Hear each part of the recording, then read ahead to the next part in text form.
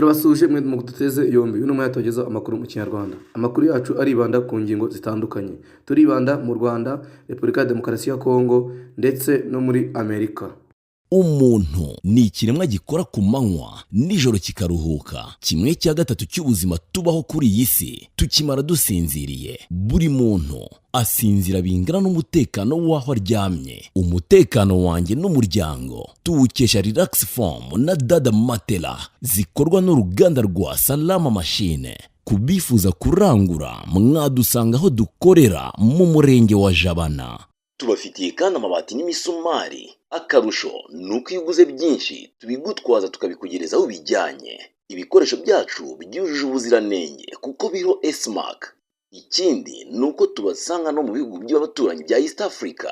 Mwifuza ibindi bisobanuro cyangwa se gutanga komande, mwahamagara kuri nimero 0788 3081 16 cyangwa se 0788 64 98.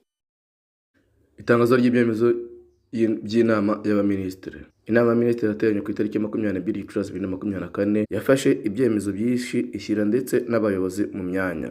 Mu bayobozi bagiye mu myanya harimo aba bakurikira: muri Minisiteri y'Ibikorwa Remezo, Jean Bosco Mugiraneza yabaye Director General of Energy.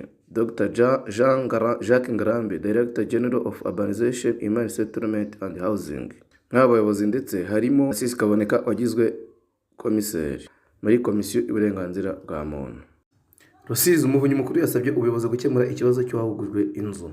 Urwego rw'Umuvunyi kuri uyu wa kabiri tariki ya 21 Gicurasi 2024 rwasabye ubuyobozi bw'akarere ka Rusizi gukemura ibibazo by'abaturage barenganyijwe harimo n'icy'umuturage wahugujwe inzu. Abaturage bagaragaje ibibazo bitandukanye byiganjemo iby'imitungo nabo mu mirenge ya Bugarama, Gikunda Mvura, Muganza, Bweya na Butare. Ni muri gahunda y'urwego rw'Umuvunyi yo gukumira no kurwanya ruswa n'akarengane mu karere. Mu bibazo uru rwego bakiriye harimo icy'umuturage waguze inzu uwo ayiguriye akamuca inyuma akayigurisha n'abandi.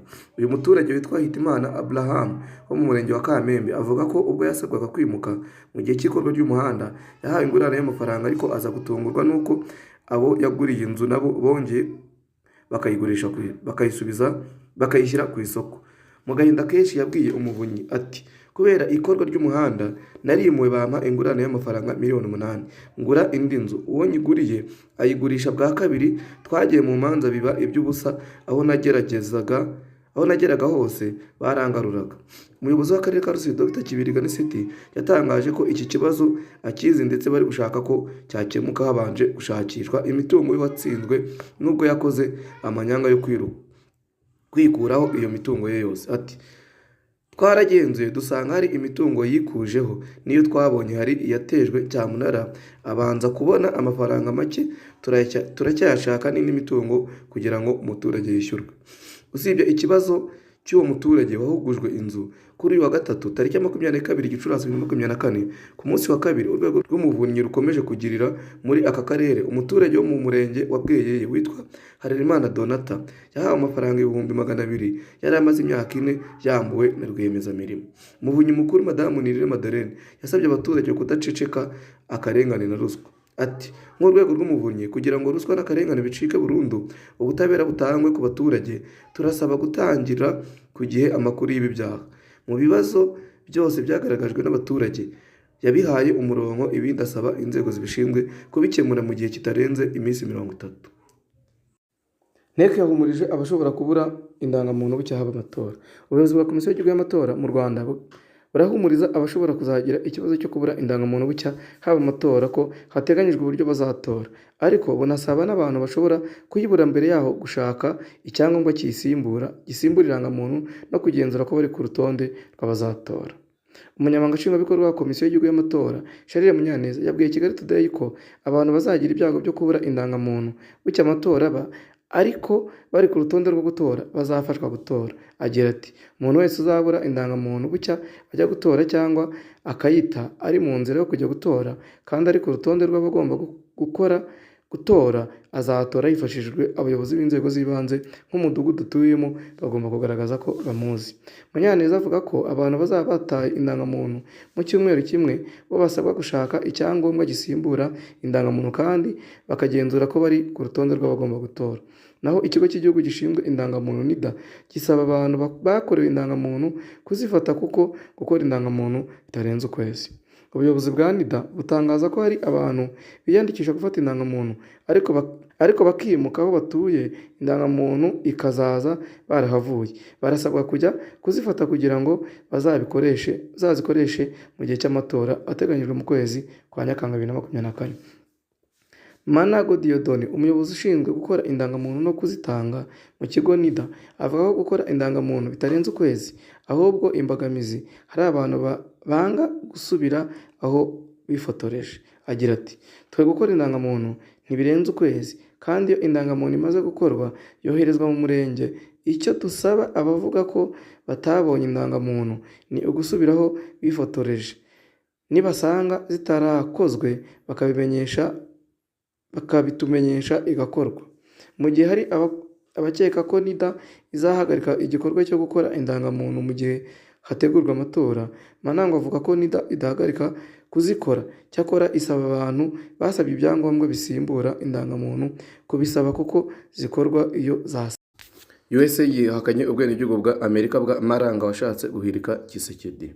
Minisiteri y'Ububanyi n'Amahanga ya Leta Zunze Ubumwe za Amerika yanze kwemeza ubwenegihugu bwa Amerika bwa Christian Maranga, bivuga ko ari we wari uyoboye agatsiko k'abantu bitwaje intwaro bateye ingoro y'umukuru w'igihugu i Kinshasa muri Repubulika ya Demokarasi ya Kongo ku cyumweru. Kuri uyu wa mbere ushize, umuvugizi wa minisiteri Matthew Miller yasubije abanyamakuru i Washington muri Leta Zunze Ubumwe za Amerika ati "Ni icyubahiro tugomba umuntu wapfuye. Nta kintu na kimwe dufite cyerekana ubwenegihugu bwe bw'Abanyamerika." Minisiteri y'Ububanyi n'Amahanga ivuga ko ihangayikishijwe na raporo z'uruhare rw'Abanyamerika.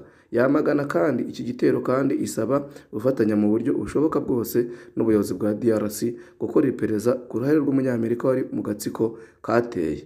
Umuvugizi w'ingabo za Congo FARDC Gen. Sylvain Kenge mu kiganiro na Edi Isango wa VOA yasobanuye ko umuyobozi w'agatsiko wagerageje guhirika ubutegetsi Christian Maranga warashwe n'inzego z'umutekano muri icyo gikorwa yari umwenegihugu w'Amerika.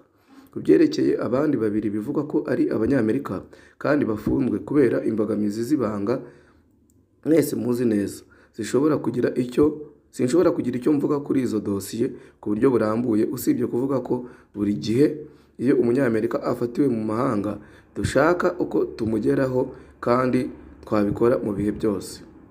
Umuhungu w'umuyobozi w'aka gatsiko Marcel Maranga ufite imyaka 21 wavukiye muri Amerika hamwe n'abazungu babiri bari bafite pasiporo z'Abanyamerika kandi bagaragara mu mashusho yashyizwe ku rubuga rwa Facebook rwa Christian Maranga muri icyo gikorwa batawe muri yombi.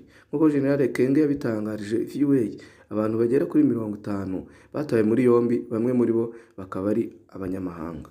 Igisirikare cya Repubulika ya Demokarasi ya Kongo kigambye kwirukana umutwe w'imiventura muri tumwe mu duce two muri teritwari ya Masisi. Nyuma y'ibitero bivugwa ko cyatangiye kugaba ku nyeshyamba zose. Igisirikare cya imiventura ntacyo kirabivugaho.